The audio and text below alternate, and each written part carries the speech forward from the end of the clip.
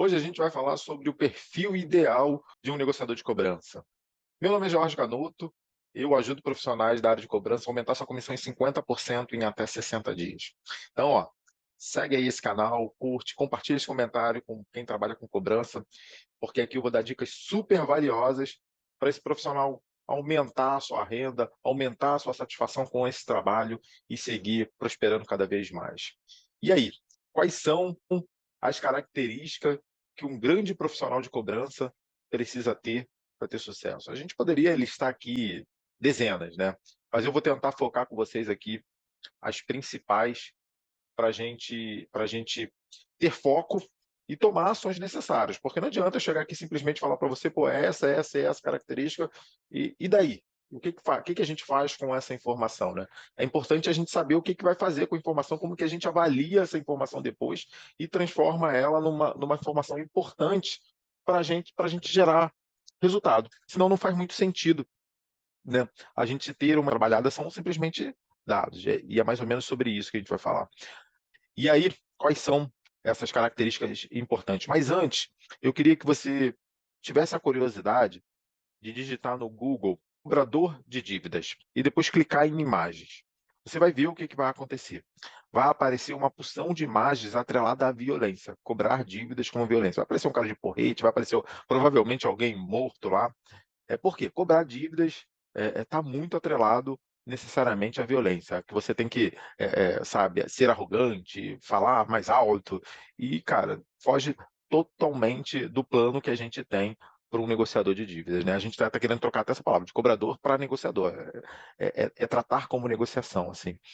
E é uma negociação como se fosse uma negociação de vendas. Por que que o vendedor fica feliz quando realiza uma venda e o cobrador de dívidas, o negociador de dívidas, não fica feliz quando realiza lá uma excelente negociação com o cliente concluindo aquele pagamento? Então é só um pouquinho a gente inverter, a forma de como a gente enxerga o resultado, e aí a gente já tem uma vertente diferente, porque eu costumo dizer que uma negociação de sucesso é como se você estivesse vendendo o produto novamente, né.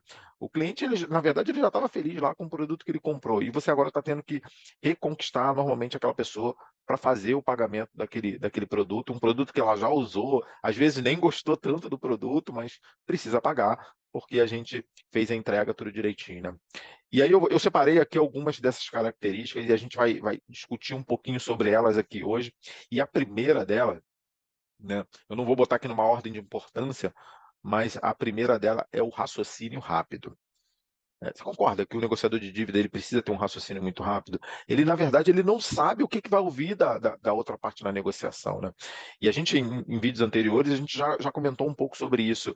É um ser humano cobrando outro ser humano, independente, do cargo que está do outro lado, porque muitas vezes o negociador de dívida vai cobrar um presidente de empresas, um diretor, né, o dono da empresa, de repente do porte da empresa, ou uma pessoa física que tem um cargo elevado, e aí, quando o negociador de dívida tem essa informação, isso leva ele a dar um passo atrás algumas vezes na negociação, né. Mas falando precisamente de raciocínio rápido, você vê, ele precisa ter a informação: "Pô, quanto que eu vou calcular de juros, quanto que eu vou calcular de multa", né, se ele já não tem isso pronto, quantas parcelas, por que que aquela dívida aconteceu, por que que ele está devendo, e ele precisa montar muitas das vezes a estratégia naquele processo de negociação, né. Por qual caminho eu vou seguir? Qual é a minha autonomia de negociação? Eu posso parcelar? Não posso parcelar? Posso, reduzir os encargos, né? Esse cliente está negativado? Não está? Está protestado?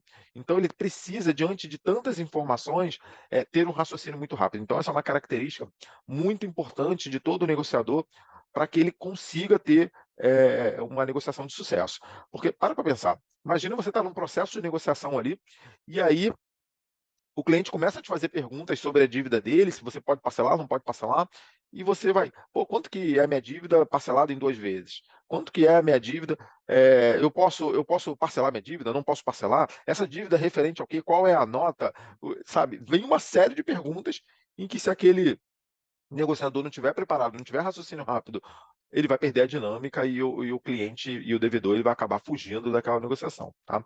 Mas aí, como eu te falei, não basta, poxa, o Jorge vai chegar aqui e vai falar que só preciso ter raciocínio rápido, né? O que que você faz para ter esse raciocínio rápido, né, diante de uma situação dessa? A primeira coisa que eu queria que você fizesse uma autoavaliação nesse momento aqui, e eu vou falar isso para cada uma das características que a gente for debater aqui hoje. Qual nota que você se dá para o seu raciocínio de 0 a 10? Qual nota que você se dá de 0 a 10 com relação ao raciocínio rápido hoje para você? Se você tivesse que fazer uma autoavaliação no conceito que você tem de 0 a 10, qual é a nota que você se dá? Vamos supor que você veio aqui e se deu uma nota 7, uma nota 8, né? E aí a próxima etapa agora, isso é uma autoavaliação. Você se deu uma nota 7, por exemplo. Você se deu uma nota 7. Então a próxima avaliação que você tem que fazer, tá? Qual é a atitude? O que que eu preciso fazer para aumentar essa nota de 7 para 8? Não vamos chegar em 10 ainda não. Vamos sair de 7, eu me dei uma autoavaliação, minha nota é 7 no meu raciocínio rápido, eu preciso ter uma nota 8. Eu preciso, para melhorar minha nota, vou dar um exemplo aqui para vocês, eu preciso estudar mais o cliente antes de entrar no processo de negociação com ele. Então, se você estudar mais o cliente, isso vai te ajudar a ter um raciocínio mais rápido quando você entrar no processo de negociação? Vai. Então, beleza, você já transformou aquele sentimento daquela nota que não era tão tangível assim, agora transformou ele numa ação. E aí você começa a mudar. Poxa, então agora antes de entrar numa negociação, eu vou estudar mais o cliente. E o que que é estudar mais o cliente, né? Antes de entrar na negociação, eu vou saber há quanto tempo que aquela dívida está atrasada, qual é a minha autonomia de negociação daquela dívida, se eu posso parcelar, se eu não posso parcelar, se eu posso reduzir os encargos, né? Porque eu tenho informação histórica do porquê que esse cliente não pagou essa dívida, qual foi a satisfação do cliente com relação ao serviço que foi prestado, com relação ao produto que ele comprou. Então, isso tudo é um estudo do cliente que você está fazendo antes de entrar na negociação para você melhorar essa avaliação de raciocínio rápido. Você vai sempre buscar o 10, mas um passo de cada vez. Se eu tirei a nota 7 inicialmente, eu vou buscar a nota 8, para depois buscar a nota 9 e aí em diante a nota 10. Está fazendo sentido isso para você? A gente vai fazer isso um pouquinho em cada uma das características que a gente entrar aqui. E aí é importante você fazer essa autoavaliação e, a partir dessa autoavaliação, buscar depois o que você tem que fazer de concreto para você melhorar aquela avaliação. Beleza? Então vamos seguindo aqui para uma próxima característica. O negociador, ele precisa ser persistente.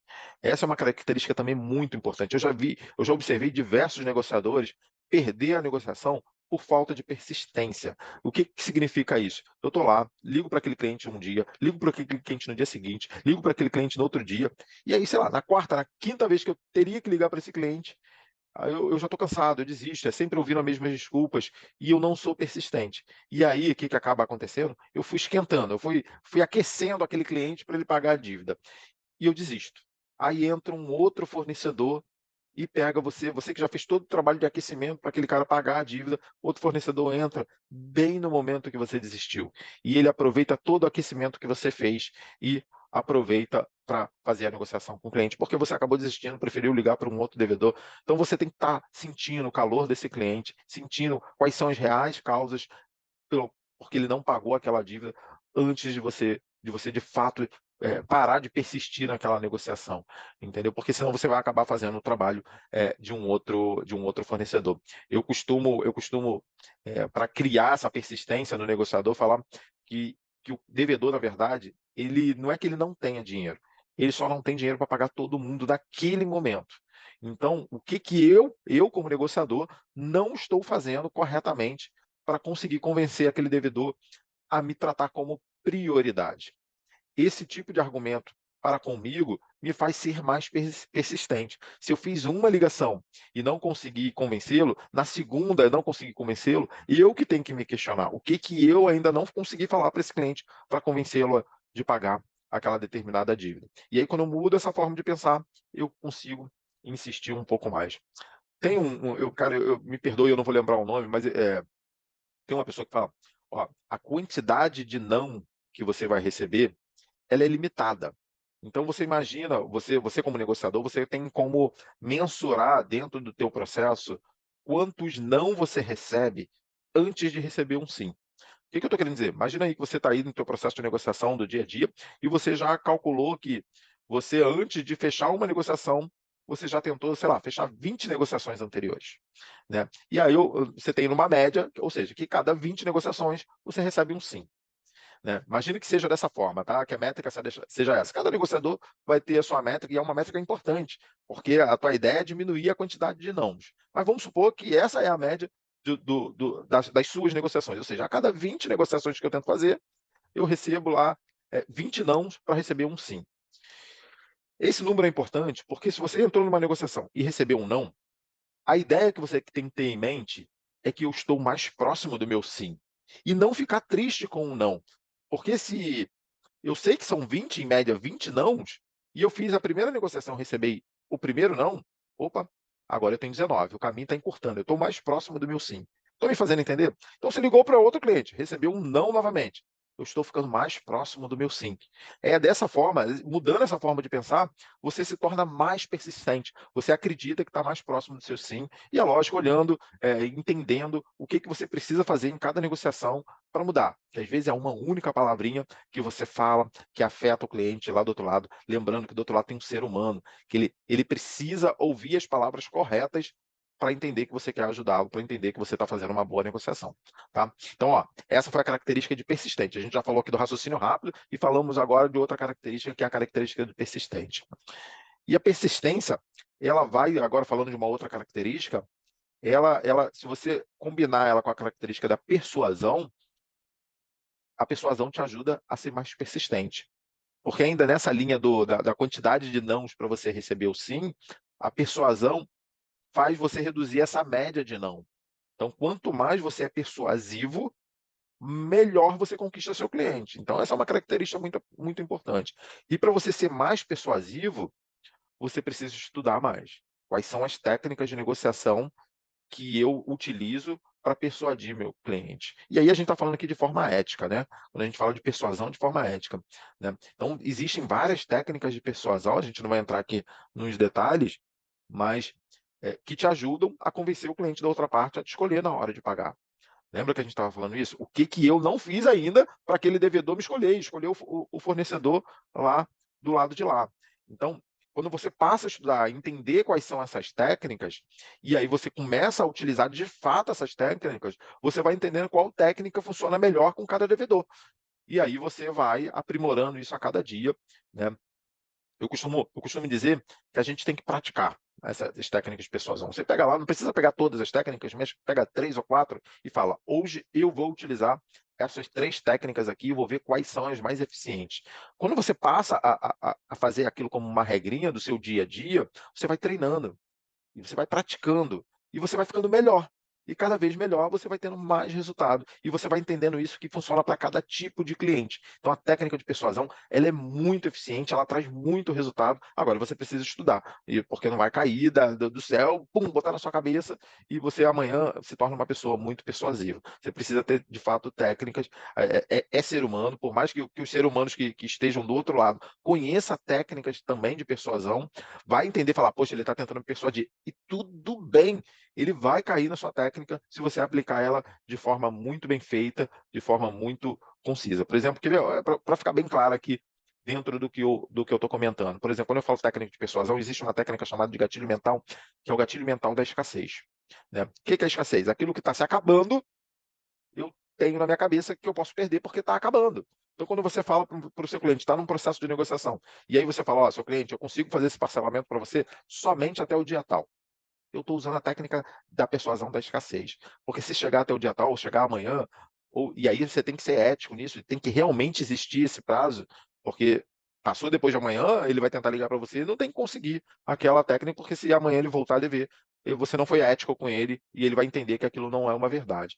Então, quando você passa a utilizar esse tipo de técnica, você entendeu agora a técnica da escassez? Ó, se você não negociar comigo até amanhã, eu não vou conseguir fazer esse parcelamento, eu não vou conseguir fazer essa redução de encargos. Então, você está utilizando a técnica da escassez, está tentando persuadir ele ali de forma ética.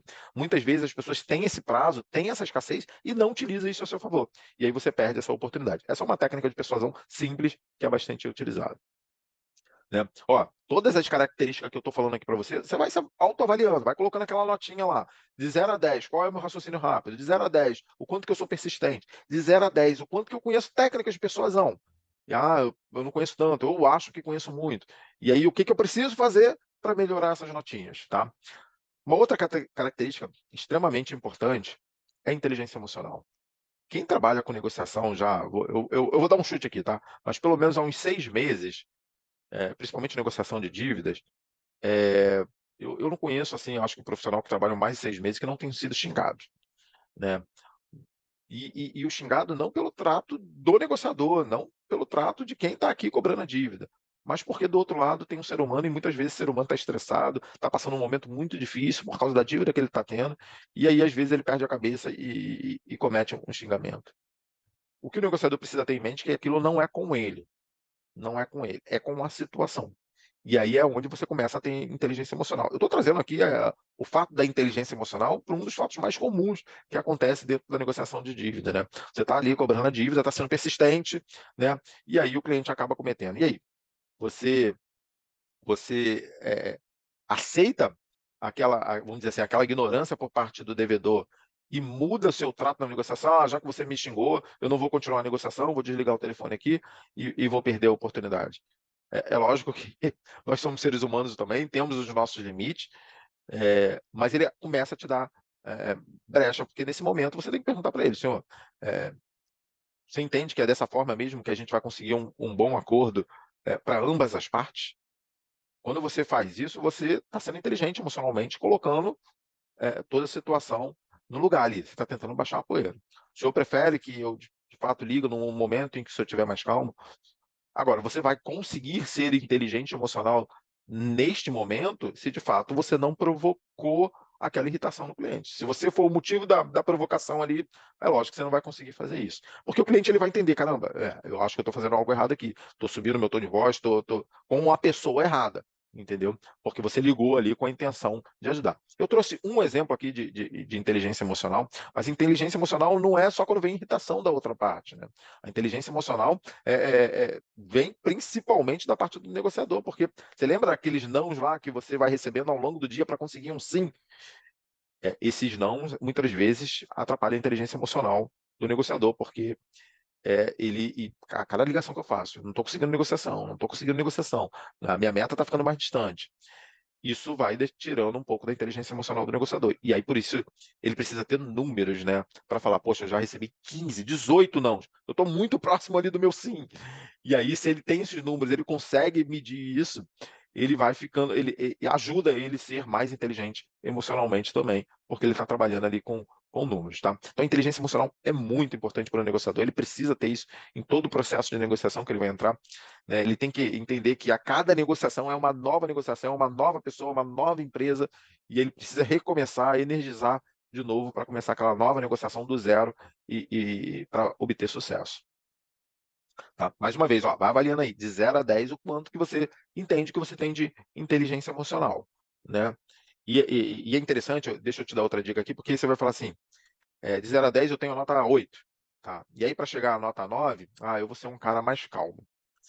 Tá, beleza. Mas o que que você vai fazer efetivamente para ser um cara mais calmo? Porque você já tenta ser uma pessoa mais calma todos os dias. Então tem que ser algo concreto, né? Eu vou dar um exemplo aqui bem simples. Quando o cliente me xingar, eu vou contar de 0 a 10. Isso é algo concreto, né? Eu vou contar aqui, ó, o cliente me xingou. 1, 2, 3, algo que eu não fazia antes, é algo que de fato te irrita, né? Eu tô brincando aqui com vocês, não precisa ser até 10, porque 10 segundos no processo de telefone vai demorar bastante, mas que seja de 1 a 5, de 1 a 3, mas é algo concreto em que você vai fazer. O cliente me xingou, eu vou contar de 1 até 3 e vou voltar a falar com esse cliente, né? Isso te ajuda a dar uma respirada, te ajuda a acalmar.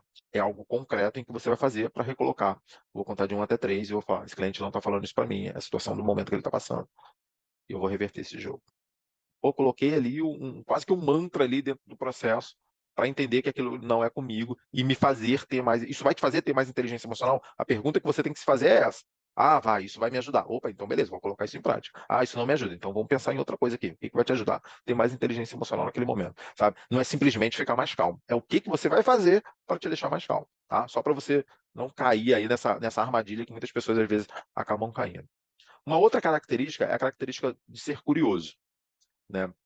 Essa é uma característica muito importante do negociador, né? Ele entender, por exemplo, e da onde vamos tentar trazer isso para o mundo da cobrança, né? Curiosidade em que tipo, né? Quando o cliente não está te pagando, o porquê que ele não te pagou, né?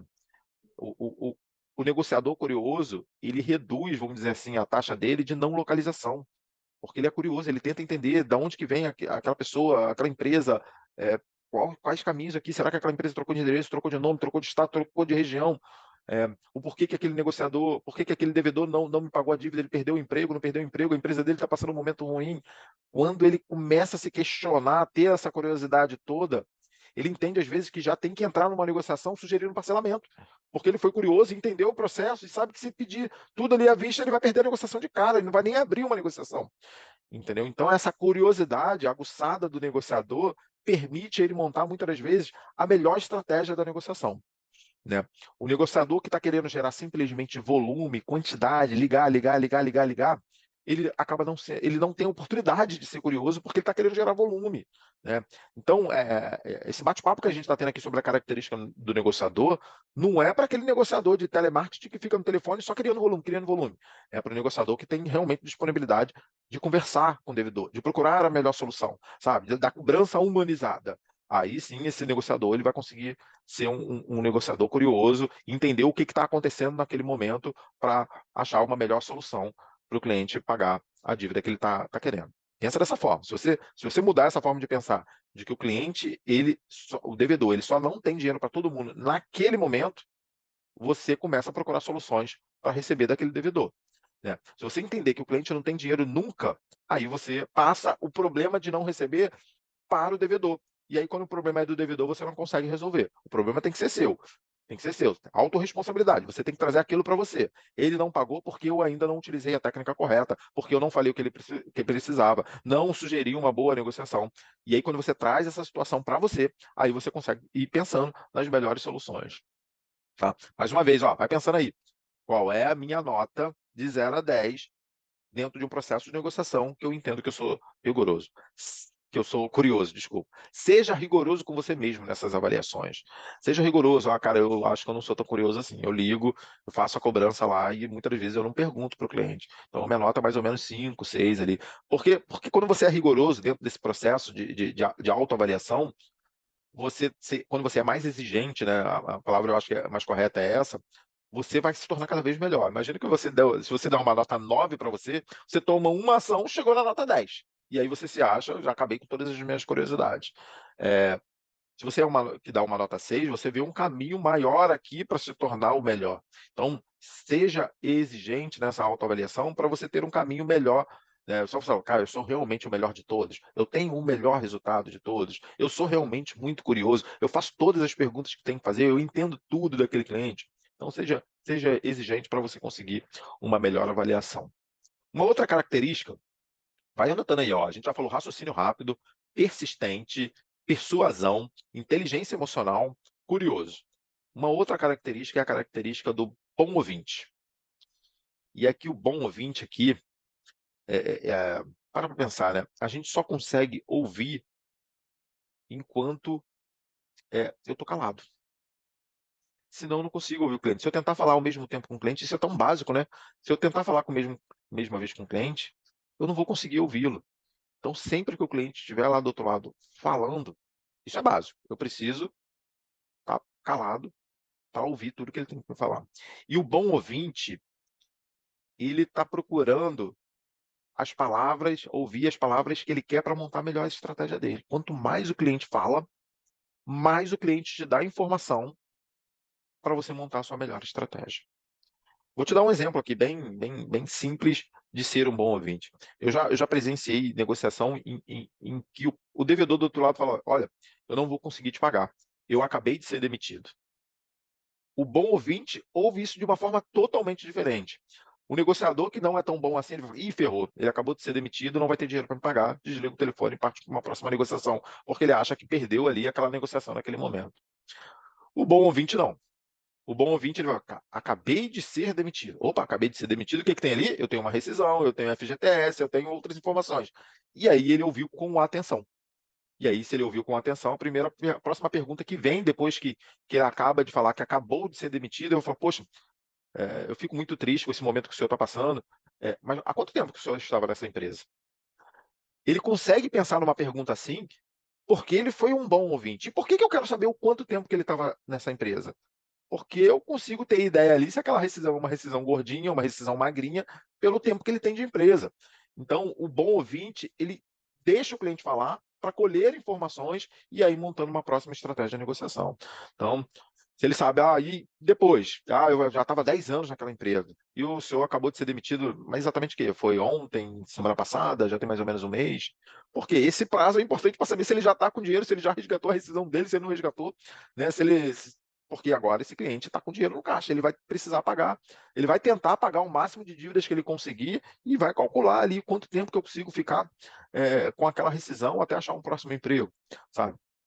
Então, você pode ter informações, é importante que o senhor não tenha o seu nome sujo, para não te prejudicar num próximo emprego, etc, etc, etc. Então, um bom ouvinte, ele ouve com atenção para montar a sua boa estratégia de negociação. Faz sentido para você? Então, aí, pensa aí, o quanto que você é bom ouvinte? Dá uma nota aí de 0 a 10.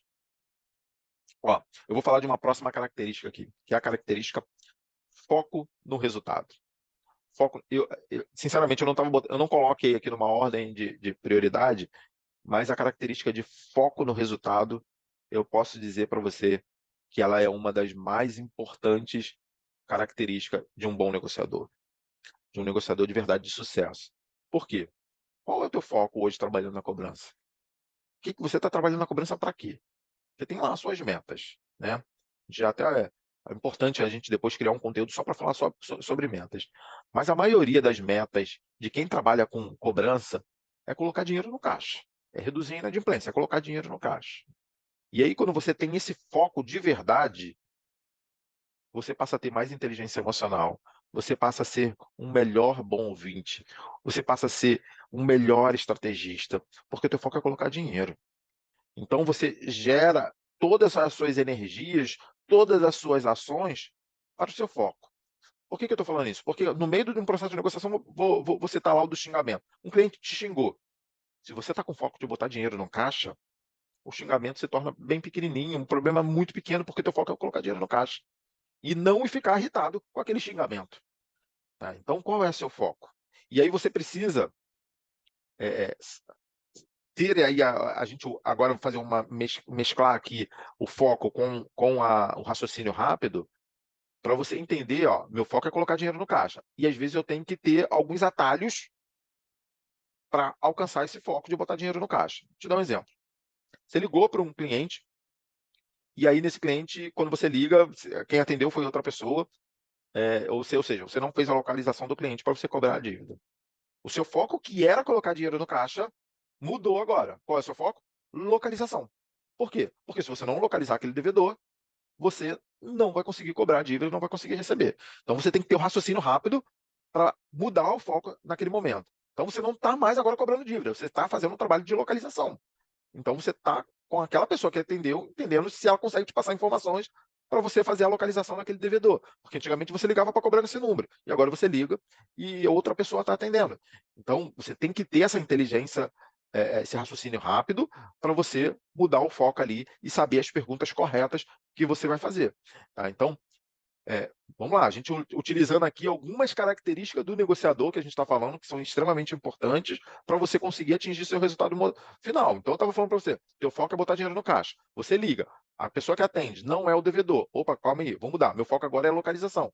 E aí, o que você tem que ter? A característica da curiosidade. Entender o que está acontecendo, por que outra pessoa está atendendo ali. Olha como as características vão se juntando para você conseguir atingir teu resultado do final lá. Mas o teu foco principal lá são as suas metas. Né? Quais são as suas metas? Qual o teu objetivo final ali? Quando você tem claro isso para você, aí você consegue direcionar melhor as suas energias, né, para você atingir o seu resultado. E aí, de 0 a 10, o quanto você trabalha realmente com foco? Ou você deixa que as situações do dia a dia, as situações da negociação, te tirem do seu foco? Né? De 0 a 10, quanto que você se dá essa nota aí? E vou falar aqui, de repente, por último, talvez por último, mas também não quer dizer que não seja a mais importante, é estrategista. Né? Um negociador que não é estrategista, ele, ele não é um bom negociador. De fato, ele não é um bom negociador. E o que é ser estrategista no processo de negociação? É você estudar o cliente antes de você ligar para ele. Né? Você entender por que aquele cliente está me devendo. Né? Qual o valor da dívida? Qual o serviço que eu contratei? Será que eu tenho que parcelar? Será que eu não tenho que parcelar? O que que motiva esse cliente a me pagar? Se você não tiver informação, você não vai conseguir montar uma boa estratégia. Qual é a classificação desse cliente? Esse cliente está negativado, não está negativado, né? Então, essas informações vão te ajudar a dar o próximo passo, para você identificar o que que motiva, o cliente. A gente já teve em conteúdos anteriores, basicamente falar o que que motiva o cliente. Ele é motivado pela dor ou pelo prazer, né? Pela dor lá de ter o nome negativado, por ter que pagar encargos, ou pelo prazer de ter o nome limpo, de se livrar daquela dívida, de conseguir um parcelamento. Então, o processo de estratégia se passa para você encontrar essa motivação. Uma vez que você encontrou essa motivação, você vai encontrando caminhos para montar a melhor negociação. Então, esse cliente prefere que eu ligue de manhã, prefere que eu ligue à tarde, que eu ligue à noite. Qual é? Você tem que entender o que se passa por trás daquele cliente. Será que aquele cliente, por exemplo, é de uma empresa que está esperando fechar um bom contrato? Se eu linkar ali a minha dívida ao fechamento daquele bom contrato, e aí é isso a ser estrategista, você utilizar de informações que o próprio devedor vai te passar para você montar uma boa estratégia de negociação. Tá fazendo tudo sentido para você? Ó, vamos revisar aqui. Raciocínio rápido, persistente. Eu tô olhando aqui para o lado para colar, tá? Persuasão, inteligência emocional, curioso, bom ouvinte, foco no resultado e estrategista. A gente falou aqui 8 características extremamente importantes de um negociador. A gente falou muito rapidinho aqui para vocês terem ideia do como que a gente utiliza isso a nosso favor, né? Então pensa aí, se dá e faz aquele processo de autoavaliação, né? Se dá uma nota do quanto que você se avalia para cada uma dessas características e depois pensa em ações concretas, ações práticas de como que você pode melhorar essa sua própria nota, né? O interessante, o que eu recomendo isso, quando a gente tem um grupo, né, tem uma equipe de negociadores, uma equipe de cobrança dentro de uma empresa, é que cada negociador faça a sua autoavaliação, né? E depois que cada um fizer a sua autoavaliação, faça um exercício. Procure seu supervisor, seu coordenador, seu gerente. Antes dele ver a sua autoavaliação, pede para ele te avaliar nessas características. Como ele te avalia como um bom ouvinte, como que ele te avalia como estrategista, como que ele te avalia como raciocínio rápido, e aí você vai ter um espaço aqui. De repente você se deu uma nota 8 de raciocínio rápido e o teu gestor lá deu uma nota 9 para você. Bom, que legal, você está sendo bem visto, está já tomando as ações corretas ao ver do seu gestor e você está no caminho reto. Então vai para a próxima característica. Mas o inverso também pode acontecer. Você, por exemplo, deu uma nota 8 de estrategista e teu gestor falou que você tem uma nota 6. E aí, ao invés de você única e exclusivamente pensar o que, que eu posso fazer, agora você pode direcionar essa pergunta para ele.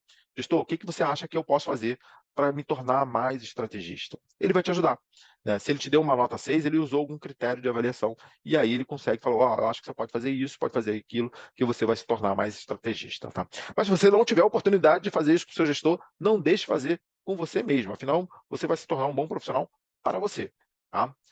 E assim vai. Ó, uma outra dica que eu dou aqui, beleza, você fez essa autoavaliação, já pediu ajuda do seu gestor também. Agora, combina essa avaliação que você fez, essa autoavaliação que você fez, avaliação com o gestor, com o resultado. Então, hoje você sabe qual é o teu resultado. Qual é a sua taxa de inadimplência hoje. Agora você já sabe quais são as ações que você precisa tomar para melhorar as características que você faz. E amanhã, qual vai ser o teu resultado amanhã? Se você fez isso com a equipe de cobrança, olha lá para o negociador que tem o melhor resultado. Como é que foi a autoavaliação dele? Como é que foi a avaliação do gestor com relação às características desse negociador com o melhor resultado? Né? E aí, pronto, você agora já tem alguém para você olhar, para você buscar como resultado. E se você é o melhor negociador da turma, então continua. Faz a sua autoavaliação, conversa com o teu gestor e procure sempre melhorar. A gente sempre tem alguma coisa que a gente precisa melhorar no processo de negociação. Olha, eu falei só algumas características do negociador aqui, tem muitas outras aí. Tá? Se ficou alguma dúvida, comenta aí no texto para mim. Poxa, eu queria saber mais sobre essa outra característica, sobre outras características. Curte, compartilha com outros negociadores de cobrança, porque isso pode ajudar bastante outras pessoas, principalmente os profissionais que estão começando agora, que não entendem dessas negociações, e para você, gestor também, né? Tudo bem? Até a próxima, foi um prazer. Grande abraço.